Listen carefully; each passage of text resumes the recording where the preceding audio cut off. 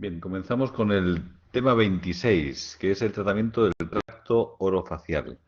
El- Va a ser como la continuación, del tema anterior, donde vamos a ver cuando observamos que hay no solamente un problema facial, como ya vimos cuando os expliqué la parálisis facial, sino también cuando tenemos un problema de la deglución, ¿no?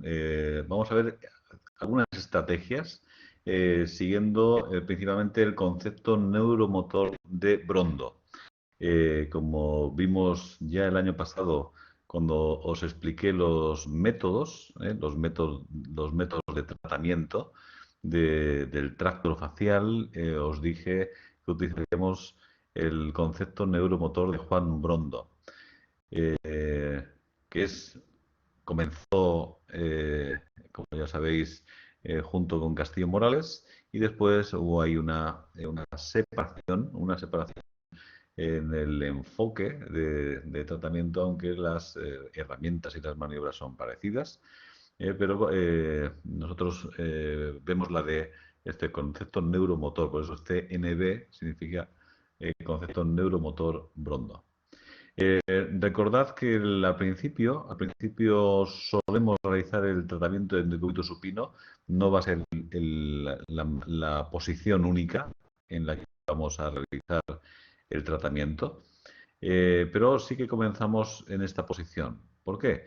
Porque va a ser una toma de conciencia al principio, una toma de conciencia de cómo se realizan los movimientos dentro de la boca. El, Al principio hacemos lo que decimos la movilización de la cabeza, que claro, entendemos como movilización de la cabeza esos movimientos del cuello, ¿no? Hacia la flexión, hacia la extensión, hacia las rotaciones, hacia las inclinaciones. Y lo que le pedimos que preste atención cuando hacemos esa movilización global de la columna cervical es que preste atención lo que sucede con su lengua dentro de la boca. El, claro, cuando hacemos la flexión sucederán cosas diferentes que cuando hacemos la extensión, ¿no? Os voy a enumerar todas las cosas y después os muestro las imágenes, ¿no? Imágenes de dibujos, algunas imágenes que desde el primer momento agradezco el permiso que me dio el propio Juan Brondo para poder utilizarlas, y por eso en aquellas que me dejó, ¿no? Pues tengo el logotipo, ¿no? El logotipo de Juan Brondo para que se sepa que son de su propiedad, ¿no? Creo que me dio ese permiso expreso para poder utilizarlas, ¿no? En esta explicación, porque también para él era, como él me dijo personalmente, porque dio clase en el máster, ¿no? El máster que dirigía yo en la UCAM de neurorehabilitación, y él vino 2 años, y para él también era un honor poder estar tanto como docente en el máster, como también como parte de una asignatura, ¿no? El temario, como es este caso, ¿no? Y como en la asignatura del año pasado que también os di de los métodos de tratamiento de MAVE 3, que es un honor pues también tener dentro del temario a tu método, ¿no? Entonces, digo, siempre desde el primer momento agradezco a Juan Brondel que me dejara poder utilizar esas imágenes, ¿no? El, También, como os digo, os muestro las partes y después ya vamos viendo, desgranándolas, ¿no? También otro de los objetivos que nos marcamos en Decúbito Supino es la movilización y la vibración del suelo de la boca, de los músculos del suelo de la boca, lo que los argentinos llaman los músculos del piso de la boca, ¿no? Que como sabéis son esos tres principales que ya os he dicho muchas veces, que es el genio ioideo, el milo ioideo y el digástrico vientre anterior. Aquí en estas maniobras tenemos que movilizar estos músculos, movilizar estos músculos. También debemos activar el mecanismo bucinador, que ya hemos insistido en él en el tema anterior, que lo componían tres músculos: el orbicular de los labios, el bucinador y el constrictor superior de la faringe. Otro de los objetivos que nos marcamos en el tratamiento, que viene a complementar lo que ya hemos dicho en el tema anterior, que es la tonificación de los labios, porque os he dicho, ¿no?, cómo es importante ese cierre de la boca, ese contacto bilabial sostenido para que podamos deglutir correctamente. Y también activar los músculos de la mímica. Y lo podemos hacer también no solamente de manera al principio eh, pasiva, inducida, asistida, ¿no? También lo podemos hacer de manera activa y, como os pongo aquí, de manera resistida. Podemos poner resistencia a los músculos de la mímica para buscar la contracción, el aumento del tono, el aumento de la actividad de esos músculos, ¿no? De esos músculos de la mímica que ya hemos repasado muchas veces, y en el caso clínico también estamos viendo con más detalle, viendo las maniobras que se utilizan, que se realizan en el tratamiento, por ejemplo, en el caso clínico de la parálisis facial. Bueno, vamos a ir viendo alguna de las imágenes, insistiendo en lo que os acabo de decir. Como os digo, cuando nosotros vamos a movilizar la cabeza, movilizar el cuello, es importante que tengamos en cuenta que la mandíbula tiene que estar estable. No podemos movilizar con una mandíbula inestable. Por eso cuando tenemos una inestabilidad en la mandíbula, tenemos que colocar esa mano en la mandíbula para que cuando movilicemos hacia la flexión, hacia la extensión, podemos colocar una mano, la otra, dependiendo si vamos a rotar, vamos a hacer extensión como en este caso, pero siempre con esa mano en la mandíbula, si hay una mandíbula inestable. Al igual que cuando hacemos las rotaciones hacia un lado y hacia el otro. Aquí es lo que tenemos que decir al paciente o a la persona que estemos tratando, ¿no? Es que tiene que prestar atención a la lengua, cómo se mueve la lengua dentro de la boca cuando hacemos estos movimientos. Esto también he insistido muchas veces. Después tenemos que movilizar, como he dicho, movilizar y bajar el tono de los músculos del suelo de la boca. Por eso tenemos que hacer un amasamiento. Colocamos normalmente las manos en esta disposición y amasamos, movemos los músculos del suelo de la boca. ¿Por qué insistimos en ellos? Porque son músculos que normalmente están tensos, ¿no? Están tensos. Por ejemplo, si se diera el caso en que tuviéramos una parálisis facial o una afectación con una hemiparesia, donde tuviéramos después de un ictus todo el hemicuerpo afectado, tuviéramos todo el hemicuerpo afectado y tuviéramos también la hemicara, esa hemicara afectada, pues tendríamos que estos músculos suelen estar tensos. Y suelen estar tensos en un lado. Tenemos que normalizar el tono, normalizar el tono de esos músculos para que haya un cierto equilibrio entre esos músculos. Porque después tiene que haber un movimiento coordinado con los músculos de la con los otros músculos que se dedican a la masticación, ¿no? Como hemos visto antes. También os he dicho que es importante activar, ¿no? Activar el mecanismo bucinador. Como os pongo un ejemplo, una imagen donde estaríamos haciendo una maniobra para la activación del músculo bucinador. Si activamos el músculo bucinador, por ende estoy activando los otros dos que tenemos conectados, que son el orbicular de los labios y el constrictor superior de la faringe. Por eso, si activamos, hacemos movimientos, como veis en esta imagen, estamos haciendo aquí movimientos de una mano va hacia adelante y otra mano va hacia atrás, ¿no? También podemos hacer que las dos manos realicen movimientos en las mejillas a alta velocidad, ¿no? Como si fuéramos a llevar las mejillas, los vamos a hacer con vibración de nuestras manos hacia la barbilla, o desde la barbilla hacia arriba, hacia las mejillas.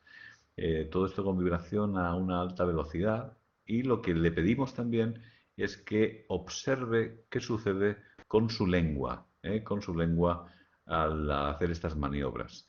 Normalmente, cuando llevamos las dos manos hacia la barbilla, haciendo ese movimiento rápido y con alta velocidad, con vibración, perdón, vamos a tener que la lengua va a tener la tendencia a irse hacia adelante y hacia arriba. Y cuando hacemos el movimiento hacia atrás, desde la barbilla hacia atrás y hacia arriba, hacia las mejillas, como digo, rápido y con vibración de nuestras manos, la lengua se va a ir hacia arriba y hacia atrás. Y cuando hacemos movimientos de una mano va hacia abajo y otra mano va hacia arriba, igualmente rápido y con vibración, normalmente la lengua se va a mover hacia un lado y hacia el otro, ¿no? Va a hacer movimientos de desplazamiento hacia la derecha, hacia la izquierda. Esto puede ser útil para dar movimiento a la lengua, dar movimiento a la lengua dentro de la boca sin acceso directo, como digo, sin acceso directo a la lengua, es decir, a través de músculos que estamos tocando desde fuera, porque sabemos que el bucinador tensa las mejillas y está en constante contacto con la lengua cuando estamos haciendo el movimiento, en los movimientos de, por ejemplo, de la masticación, en los movimientos del procesamiento del bolo. Es decir, nosotros podemos desde fuera ayudar a la lengua a moverse, ¿no? Porque también tiene una explicación neurofisiológica, ¿no? Cuando tenemos un estímulo de vibración, activamos músculos y también estamos haciendo que se produzca una contracción refleja, ¿no? También una reacción refleja de la lengua, que como digo yo, la lengua es muy cotilla, ¿no? Y siempre intenta ir a tocar aquello que se está moviendo o que está dentro de la boca, ¿no? Y tenemos también que activar, por ejemplo, podríamos activar también ese mecanismo bucinador a través del músculo orbicular de los labios, donde tenemos esas maniobras de activación que vemos también en el caso clínico, donde esas maniobras buscan igualmente activar ese músculo que también va a ayudar a que se active el bucinador, ¿no? Y el constrictor superior de la faringe. También realizaremos, como he dicho, unos movimientos de activación de los labios, ¿sí? No solamente va a ser el orbicular, también trabajaremos los músculos que abren la boca. Para abrir la boca, siempre digo, hay como tres partes, ¿no? Tenemos que subir el labio superior, llevar las comisuras hacia afuera y el labio inferior hacia abajo, ¿no? Para abrir la boca. Entonces, aquí hay un ejemplo donde estaríamos trabajando los músculos cigomáticos, que son dos de los músculos que llevarían el labio superior hacia arriba, en este caso hacia arriba y hacia afuera, ¿no? Es un ejemplo. También vemos otro ejemplo en este otro dibujo que os he hecho, de un ejemplo de un ejercicio de contrarresistencia, ¿no? Hemos dicho que se puede hacer movimientos contra resistencia de los músculos faciales. Este es un ejemplo para hacer resistencia para trabajar los labios, para trabajar el orbicular de los labios. Entonces yo coloco los dedos de esta manera, ¿no? Coloco los dedos de esta manera, lo que hago es traccionar, lo que voy a hacer es una tracción con mis dedos hacia afuera, ¿no? Se van hacia afuera, al mismo tiempo que le voy a pedir al paciente que saque los labios como si estuviera dando un beso. Entonces, al mismo tiempo que saca los labios hacia afuera, yo hago una ligera tracción con vibración de mis dedos, ¿no? Con vibración de las manos. Tracciones intermitentes, ¿no? Hago tracciones intermitentes, tracciono y suelto constantemente así rápido para ayudar a activar más el músculo. Y claro, yo no puedo poner una resistencia máxima porque entonces no movería el músculo. Lo que quiero es que le ponga una resistencia intermitente para que perciba, para que perciba esa resistencia y que lo que salga una respuesta, la respuesta de sacar los labios más, ¿no? Que es el objetivo del ejercicio contra resistencia. también podríamos hacerlo en el ejemplo que os he puesto antes de los cigomáticos. Podríamos hacer una resistencia también. En el cigomático, aquí os estoy mostrando cómo se haría si lo quisiéramos hacer unilateral, ¿no? Estamos estabilizando con la mano que está a la derecha del dibujo, donde está el nombre, donde está mi nombre, y es lo que estaría estabilizando, estabilizando la cara, la hemicara del paciente. Y con la otra mano lo que haríamos es, primero, movimientos en la dirección del cigomático. Haríamos un movimiento desde el arco cigomático hacia el dedo índice, hacia el labio superior, y el dedo corazón hacia la comisura. Haríamos deslizamientos con vibración varias veces. Y después lo que haríamos es poner resistencia también intermitente al mismo tiempo que le pedimos que sonría, ¿no? Que sonría en ese lado, que haga una sonrisa unilateral. Si quisiéramos que fuera unilateral, si quisiéramos que fuera de los dos lados, no estabilizaríamos y haríamos lo mismo poniendo resistencia intermitente en los dos lados para que realice una sonrisa amplia, ¿no? Enseñando los dientes. Como digo, en este decúbito supino también, lo que vamos a hacer es facilitar el patrón deglutorio con apoyo de la punta de la lengua en la papila incisiva. Aquí lo que se busca es el gesto, ¿no?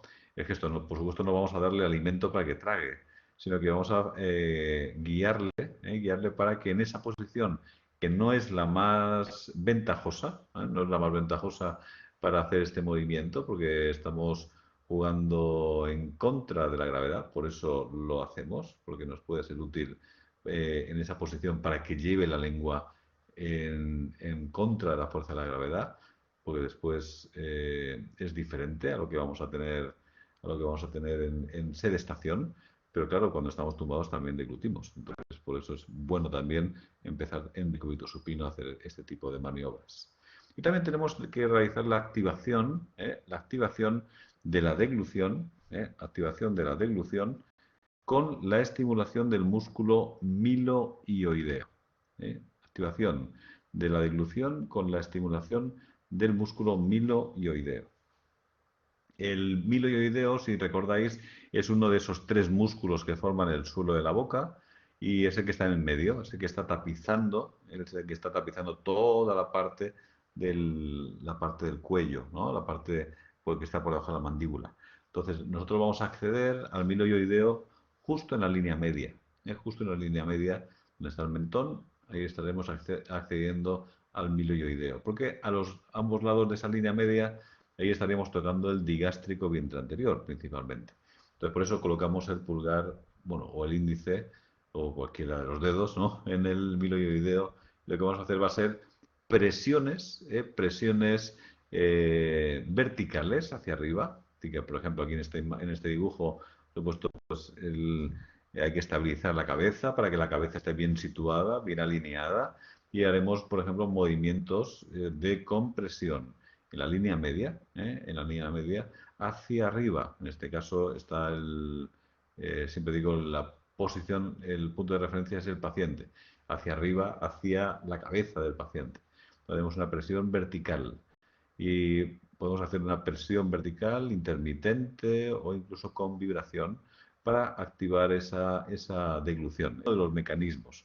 Por ejemplo, en los niños prematuros también se realiza esa compresión para ayudar a que se produzca una correcta deglución o que se active. No siempre se activa, pero intentamos hacerlo.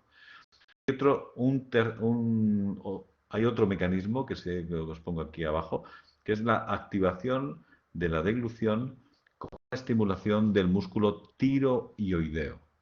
Madre mía, ¿dónde estará el tiroioideo? Pues es fácil de encontrar. Si localizamos en nuestro propio cuello, ¿no?, el cartílago tiroides, lo que decimos la nuez, ¿no? Y localizamos un poquito más hacia arriba el hueso hioides, ese que se mueve hacia un lado y hacia el otro cuando tocamos.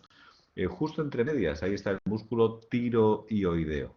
Por eso se llama así, porque está entre el cartílago tiroides y el hueso hioides. Y ahí es donde vamos a colocar, como vemos aquí en esta imagen, vamos a colocar el pulgar y el índice, como veis en la imagen en un lado y en el otro, vamos a situar nuestros dedos encima del músculo. No estaremos en el ilioides, sino un poquito más abajo, y no estaremos en el cartílago tiroides, sino un poquito más arriba, ¿no? Ahí lo que vamos a hacer va a ser ligeras presiones, unas ligeras presiones que van a ayudar, pueden ayudar a activar ese mecanismo de la deglución, de tragar. Entonces podemos hacer ligeras presiones, siempre digo ligeras presiones. Y nosotros se lo tenemos que explicar al paciente, porque claro, a nadie le gusta que le cojan de cuello y sin saber para qué, ¿no? Entonces tenemos que hacer ligeras, incluso se pueden hacer ligeros movimientos hacia los lados, hacia los laterales, y con eso podemos activar el proceso de la deglución, el movimiento de deglución. Entonces podemos entonces activarlo a través del miloioideo o a través de este músculo tiroioideo. Como digo, se hacen ligeras presiones del pulgar hacia el índice y viceversa, ¿no? Y después podemos hacer ligeros movimientos hacia los laterales que pueden despertar ese movimiento de deglución. Como digo, después todo esto lo realizaremos en sedestación. Digo, al principio, en la primera fase, siempre lo hacemos en supino y después pasaríamos a sedestación, que es, claro, normalmente es como nosotros deglutimos, pero como digo, nosotros tenemos que aprender a deglutir en sedestación, en hiperestación, en supino, no digo comida, sino saliva, ¿no? Porque nosotros constantemente estamos tragando esa saliva. Debemos cuidar mucho la postura, ¿no? Y cuando trabajemos en sedestación, debemos buscar esta postura que vemos aquí. Es una posición con el tronco recto, con la pelvis en anteversión, ¿eh? Tronco recto, gracias a que la pelvis está en anteversión. Y después la angulación en la cadera y la angulación en las rodillas y en los tobillos debe ser aproximadamente 90 grados. Y si es posible, como digo yo siempre, que las caderas queden por encima de las rodillas. Claro, uno puede decir, claro, sí, hombre, las caderas están siempre por encima de las rodillas, anatómicamente es así. No, no, claro, por supuesto, eso nadie lo pone en duda. Pero a lo que me refiero es que cuando está sentado, la altura de la silla me lleve a que la altura de las caderas sea un poquito más arriba de las rodillas. Esto lo que va a favorecer es que sea más fácil que se produzca la anteversión de la pelvis. Y si es más fácil que se produzca esa anteversión de la pelvis, va a ser más fácil que esté el tronco erguido. Y si está el tronco erguido, gracias a que se activan los músculos profundos del tronco, los multífidos, etcétera, vamos a tener una mejor colocación de la cabeza. Y si tenemos una mejor colocación de la cabeza que se sitúa encima del tronco, no se desplaza ni hacia adelante ni hacia atrás, vamos a tener una mejor posición de la mandíbula. Por tanto, tendremos una mayor y mejor estabilidad de la mandíbula. Entonces, como digo, si hay una anteversión, el tronco es recto, es más fácil que el tronco esté recto. Si el tronco está recto, la cabeza está en su sitio, estará alineada sobre el tronco. Y si hay una mejor colocación, incluso le podemos pedir el doble mentón, etcétera, como veremos ahora, tenemos una mejor posición de la cabeza. Entonces, lo que va a suceder es que la mandíbula va a ser más estable. La mandíbula va a ser más estable. Entonces, en esa disposición es mucho mejor realizar la dilución. Claro, por eso es importante la postura. En esta posición sentada, debemos hacer un trabajo especial para la movilización de la pelvis. Y uno puede decir, pero vamos a ver, no estábamos haciendo el tratamiento del tracto orofacial, ¿por qué tenemos que tratar la pelvis? ¿No? Entonces, por eso el papel de la fisioterapia es importante, ¿no? Para el tratamiento del tracto orofacial, porque por nuestra formación, ¿no? Observamos la totalidad del cuerpo, ¿no? La totalidad del cuerpo y vemos la importancia que tiene que el apoyo del pie sea de una determinada manera, que el apoyo del pie esté siendo realizado a nivel del talón, porque eso ayuda a que el sistema vestibular trabajando contra gravedad, que la pelvis es la base para que se construya el tono, ¿no? El tono del tronco, como hemos visto muchas veces. Por eso es muy importante el trabajo de fisioterapia en el tracto facial. Yo siempre digo que se cae un poco en dividir el cuerpo, ¿no? Dividir el cuerpo y decir, no, es que claro, es que en la cabeza, el tratamiento de tracto facial, lo logopeda, entonces los fisioterapeutas tratan un cuerpo sin cara o un cuerpo sin cabeza y después los logopedas tratan una cabeza sin cuerpo. Vamos a ver, el ideal es un trabajo conjunto, pero claro, nosotros tenemos como fisioterapeutas, debemos tener una visión global y nosotros nos dedicamos a tratar musculatura, ¿no? A tratar la musculatura, las articulaciones, el movimiento, todo aquello que habla con el sistema nervioso, ¿no? Y por eso debemos parcelar el cuerpo, ¿no? Parcelar el cuerpo humano, ¿no? Porque las cosas que suceden en la cara, ¿no? También influyen en el cuerpo y las del cuerpo en la cara, ¿no? Es verdad que tenemos que hacer un trabajo conjunto con los logopedas, por supuesto, pero tenemos que analizar el movimiento global del cuerpo, ¿no? Por eso la movilización de la pelvis para el tratamiento del trastorno facial es fundamental, por lo que os he dicho, por esa alineación del tronco y de la cabeza. Si yo no trabajo correctamente la pelvis, la cabeza acabará en una mala alineación y por lo tanto en una mala deglución, ¿no? También buscaremos rotación de tronco, la rotación del tronco y las transferencias de carga. Yo no quiero que el tronco del paciente sea rígido y estático. Deben suceder los ajustes posturales normales que, que son necesarios para estar sentado, para deglutir, como para hacer las cosas de la vida cotidiana. Necesitamos rotaciones de tronco y transferencias de carga porque es lo que normalmente hacemos. Nosotros buscamos siempre conseguir la normalidad o la máxima normalidad de nuestros pacientes. Por eso tenemos que buscar también que debe deglutir estando de pie o debe deglutir andando, ¿no? Porque no deglutes solamente cuando estás sentado delante de la mesa con unos cubiertos en la mano, ¿no? ¿Vale? También tenemos que movilizar la cabeza en sedestación, porque no solamente hay que hacerlo en supino, hay que hacerlo también en sedestación, porque es un requisito para que tome conciencia también de su tracto orofacial.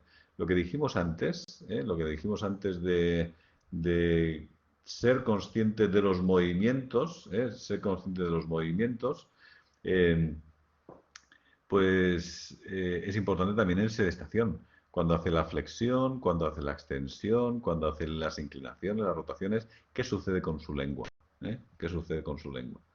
Por eso tenemos que facilitar también ahí el patrón deglutorio, ¿no? Tenemos que facilitar el patrón deglutorio también, como hemos visto, a través del miloioideo, del tiroioideo, exactamente igual en sedestación, ¿vale?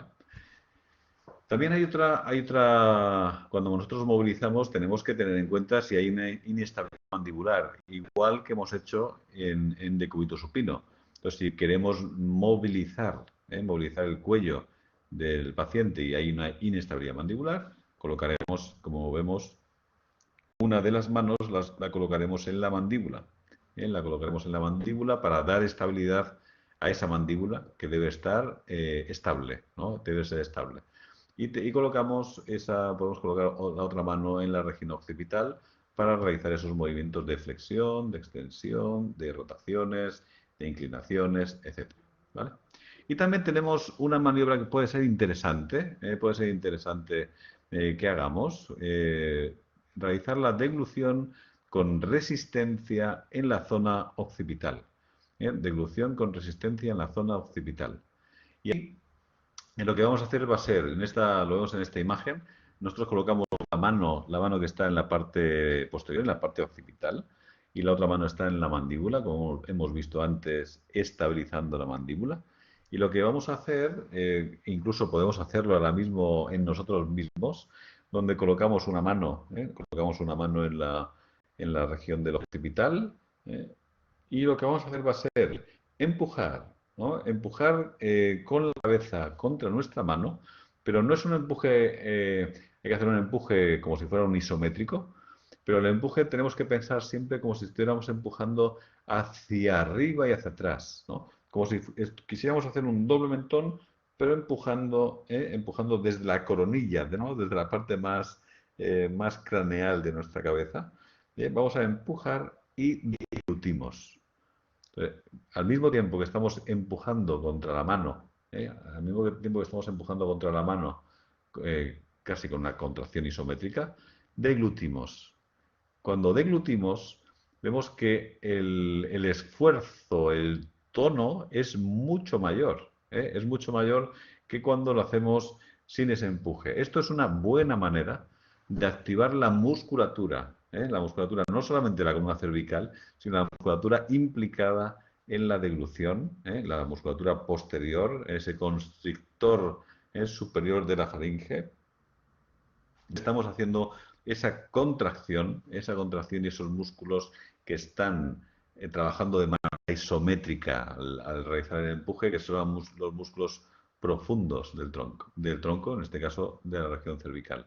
Entonces, esta es una maniobra muy interesante que os puede ser útil. Como digo, esa mano la situamos en la región del occipital, le pedimos que nos empuje contra nuestra mano, al mismo tiempo que le pedimos que degluta. Claro, si hay inestabilidad mandibular, tenemos que estabilizar la mandíbula para que no se le abra la boca. Por eso tenemos esa mano ahí, ¿no? Y también para corregir esa posición, que no nos empuje, no nos haga una hiperlordosis cervical, sino que haga esa rectificación al mismo tiempo que nos empuja contra nuestra mano. En esta posición sentada, también lo que vamos a buscar es facilitar el patrón deglutorio con variaciones en la estabilización mandibular, con diferentes lugares donde vamos a estabilizar. ¿Por qué? Porque, claro, dependiendo del paciente que tengamos lo que necesite, pues tendremos que hacerlo de un modo o del otro. Vamos a ver algunas imágenes que podéis ver dónde estabilizar. Fijaros, si nosotros estamos situados delante del paciente y tenemos que, por ejemplo, ayudarle para comer o que enseñar a la familia o al entorno que le ayude, ¿no? Pues podemos indicar una de las maneras, que es con el pulgar situado en el mentón, el índice está en la rama mandibular, en este caso de la cara derecha del paciente. No tenemos entonces el pulgar estabiliza la mandíbula, el índice está en la rama mandibular y veis que el resto de los dedos están flexionados y flexionados contactando con el suelo de la boca, con los músculos del suelo de la boca. Intentamos siempre que sea en la línea media para estar actuando en el músculo miloioideo, en el músculo miloioideo. Entonces tenemos que con el pulgar y el índice estamos estabilizando la mandíbula. Estabilizamos la mandíbula. O incluso podemos ayudar a abrir la boca o a cerrar la boca. Y cuando tenga que deglutir, nosotros con los dedos que están en el suelo de la boca, haremos compresiones, presiones verticales en el miloioideo para favorecer, para activar el mecanismo de la deglución, como hemos dicho, como os he dicho ya antes, ¿no? Que era uno de los mecanismos de activación. Como veis en esta foto, ¿no? Vemos otro modo de poder hacerlo. En lugar del pulgar estar en el mentón, en lugar del pulgar estar en el mentón, vamos a tener el pulgar y el índice. El pulgar y el índice están estabilizando las ramas mandibulares, la de un lado y la del otro. Y aunque no se ven los dedos están exactamente igual que hemos visto antes. Están igual que hemos visto antes. Aquí, ¿no? Estarían en el miloioideo para hacer la compresión hacia arriba si fuera necesario. Entonces, este es otro modo de poder ayudar a la apertura y el cierre de la boca al mismo tiempo que la deglución. La otra mano está en la región occipital, ¿vale? Esto es otra manera de estabilizar la mandíbula. Si tenemos un paciente que tiene inestabilidad en la cabeza, que tiene dificultad para mantenerla erguida, y nosotros estamos situados detrás, pues esta es una manera de estabilizar la cabeza con una mano. La mano la tenemos a nivel del esternón, como veis, para estabilizar su tronco. Y nosotros vamos a colocar el pulgar en la rama, en la mandíbula. El pulgar está en la mandíbula. el índice está en la parte del mentón y el tercer dedo está situado en el milioideo para poder comprimir vertical si fuera necesario activar la deglución. Aquí podemos dar estabilidad en la mandíbula para cerrar la boca o para abrirla. Y en el proceso de la masticación, después en la deglución, ayudar con la activación del milioideo si fuera necesario. Y aquí, si necesitara más ayuda aún, vemos que el pulgar está en la mandíbula, en la articulación temporomandibular, la yema de los dedos, y tenemos que el índice se sitúa en el labio superior, a nivel de la maxila, el tercer dedo se sitúa en la mandíbula y simulando o ayudando al orbicular de los labios. Entonces, por eso lo que vamos a ayudar es a o abrir la boca y a cerrarla. Y después el cuarto y quinto dedo están situados en el suelo de la boca, que donde lo que haremos es esa compresión hacia arriba, para activar esa deglución. ¿Vale?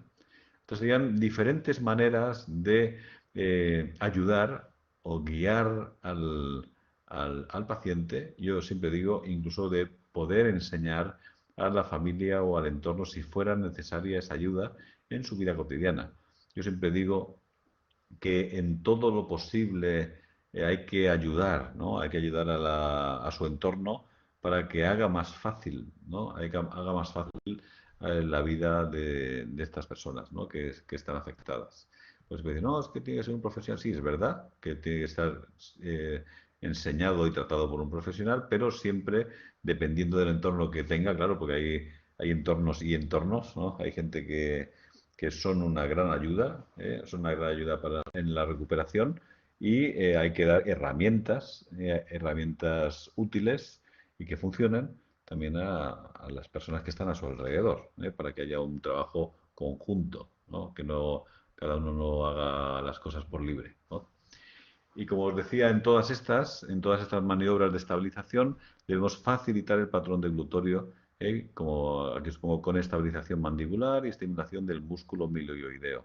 Todas las que hemos visto antes cumplen este requisito. Es decir, vamos a activar ese músculo milioideo. Esto ya lo hemos visto. Con esa compresión, al hacer las estabilizaciones de la mandíbula, esas compresiones que tenemos con los dedos que están situados en el suelo de la boca. ¿Vale? Bien, y ahora vamos a ver una serie de ejercicios que se realizan normalmente, como digo, es algo que se hace desde la logopedia, pero creo que debemos conocerlos porque hombre, se puede dar el caso, no es lo deseable, se puede dar el caso que en el que estemos trabajando en un sitio donde no haya un logopeda en 50 kilómetros a la redonda, ¿no? Pero bueno, no es lo recomendable, pero debemos conocer ciertas ciertas cosas que debemos de trabajar, ¿no? Cuando hay problemas de deglución. Porque no digo que tengamos que sustituir en ningún caso al trabajo del logopeda, pero sí que debemos conocer ciertas cosas que podemos aconsejar, ¿no? Aconsejar en el caso de que no hubiera, ¿no? Que no hubiera logopeda en nuestro centro o que tuviéramos que dar ciertas recomendaciones al entorno, ¿no? No digo en ningún caso que debamos hacer el trabajo que hace el logopeda, ¿eh? Que creo que quede claro, ¿no? Aquí, como digo, estas son imágenes que, como vuelvo a decir, que agradezco a Juan Brondo el poder utilizarlas, por eso en todas aparece, tengo ahí el logotipo puesto de su centro en Argentina. Este uso de diles, ¿no? O de dales, ¿no? Como si fuera de plástico, con diferentes rugosidades, o como veis en el centro, de diferentes casas o marcas de productos de logopedia, que eso es un dedil que te pones en el dedo con una especie de cerdillas para estimular, por ejemplo, cuando hablamos del vestíbulo es el espacio entre los dientes y los labios, entonces nos puede servir para estimular pues la mejilla del paciente o que el propio paciente o que el propio entorno lo hagan, ¿no? Para también estimular las encías, como vamos a ver. Se pueden utilizar, por supuesto, cepillos no de una rugosidad excesiva, sino que tienen que ser suaves, pero es verdad que después utilizaremos incluso cepillos eléctricos que vibran para estimular diferentes receptores de nuestros pacientes.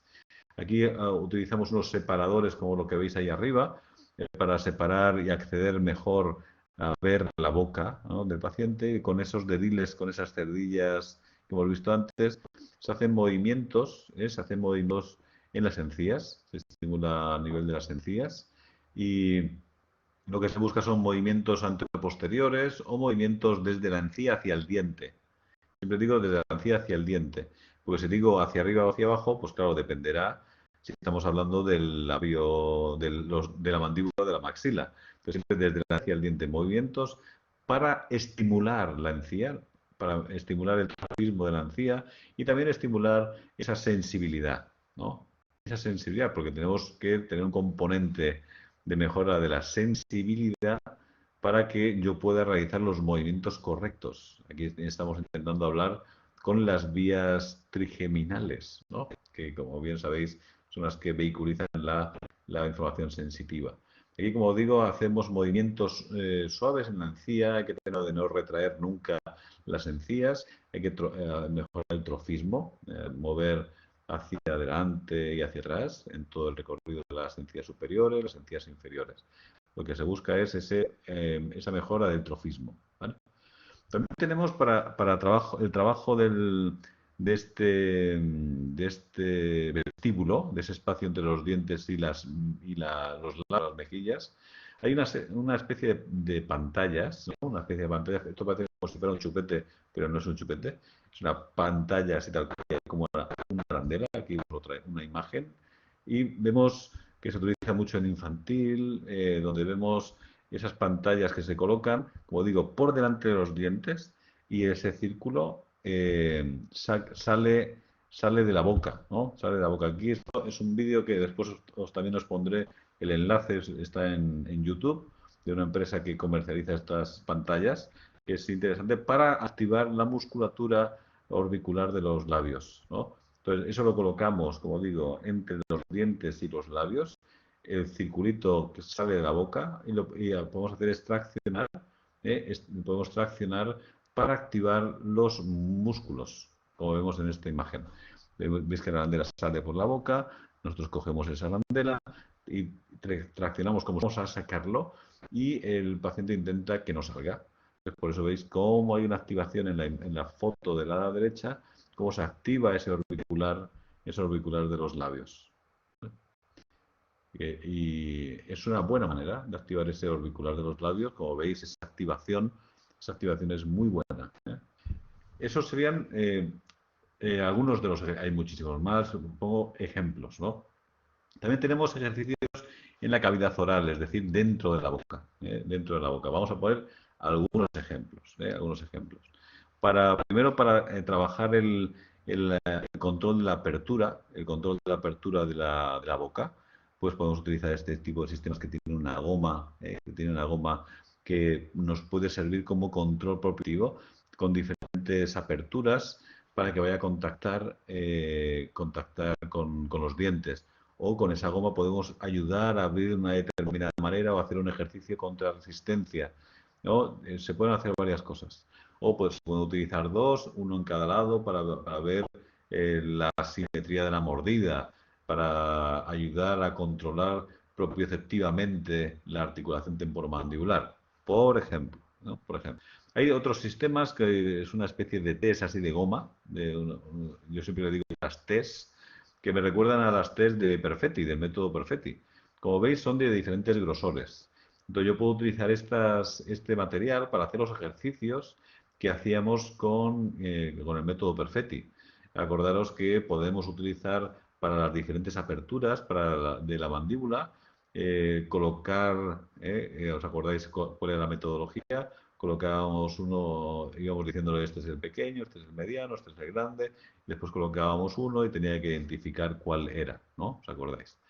Pues podemos utilizar esto mismo a nivel de la apertura de la mandíbula. O incluso estos son de goma, incluso y la dureza es diferente. Podemos utilizar el componente táctil o el componente propioceptivo. como digo, estas test se colocan, las muerde, ¿no? Las muerde el paciente. Como digo siempre, esto es personal e intransferible, es decir, que hay que comprar uno para el paciente, ¿no? Que el paciente se compre uno para poder hacer los ejercicios también en su domicilio. Podemos utilizar este otro tipo de sistemas donde colocamos también para la protección de nuestro dedo si hay que abrir la boca, para si hay que abrir la boca para acceder dentro de la boca, para que no nos muerda, porque hay veces que hay riesgo de reflejo de mordida y hay que prevenir que esto se produzca, sobre todo con nuestro dedo dentro. Entonces, nos puede servir para trabajar también esa apertura de la mandíbula. Trabajaremos a nivel del paladar, principalmente del paladar duro. Como veis en el paladar duro tenemos que hacer movimientos hacia los lados y con esto lo que buscamos es mejorar o normalizar la sensibilidad a nivel del paladar.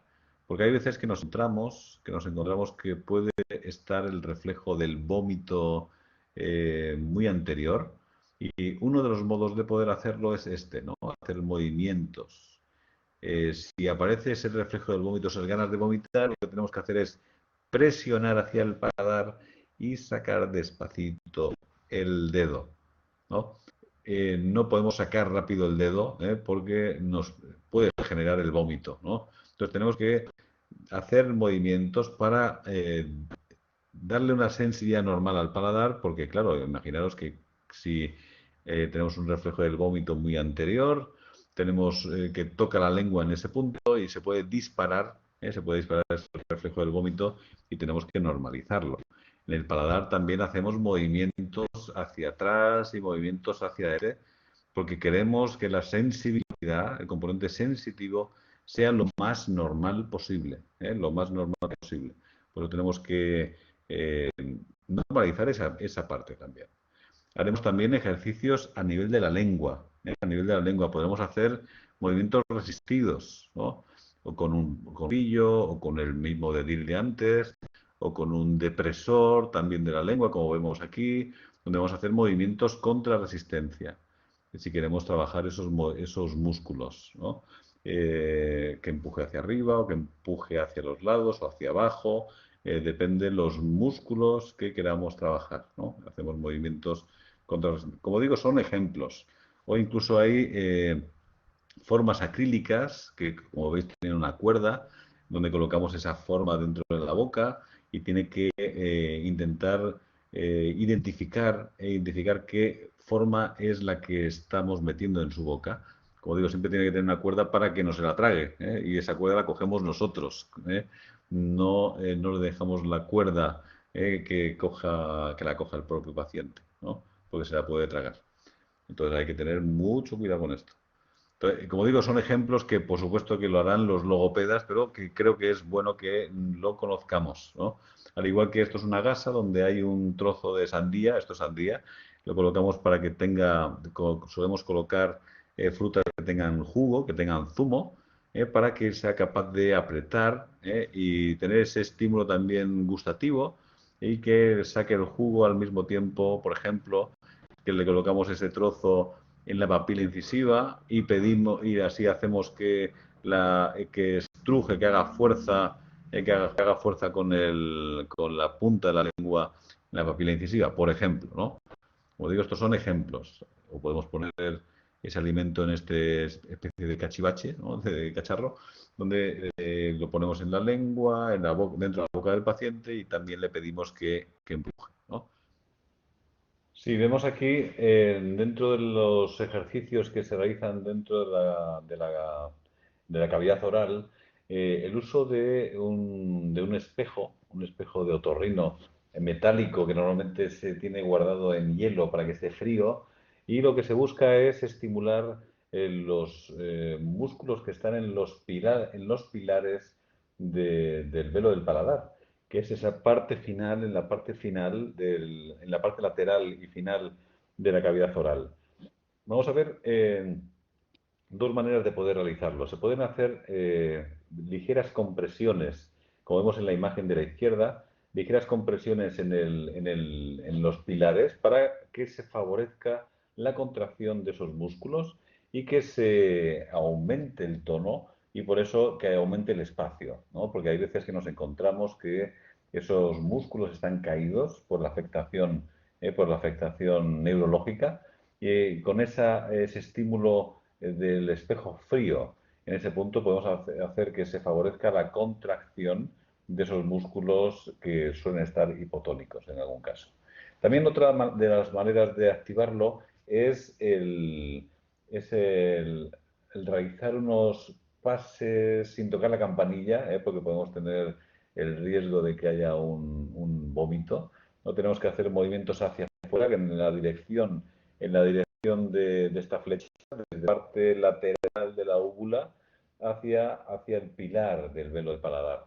Con esto se busca también esa activación de la musculatura para que aumente el tono, que aumente el desplazamiento, aumente el espacio de ese paladar blando, ¿no? Ese final del paladar blando, esos pilares del velo, que también llamaríamos. Y con esto hemos visto todos los ejercicios de la cavidad oral. Por supuesto que hay muchísimos más, como ya he dicho, pero claro está, lo que buscamos, que lo que buscamos es, con esta información que os doy, es tener una imagen global de lo que se puede llegar a hacer y, como siempre insisto, el papel protagonista lo tienen los logopedas, pero debemos conocer lo que se puede hacer para nosotros poder recomendar que vayan a un profesional especializado en este tipo de rehabilitación, de neurorehabilitación. Y con esto terminaríamos ese tratamiento del tracto orofacial, esa visión general del tratamiento del tracto orofacial, que espero que por lo menos tengáis una idea general sobre qué hacer o cómo orientar a nuestros pacientes en este ámbito.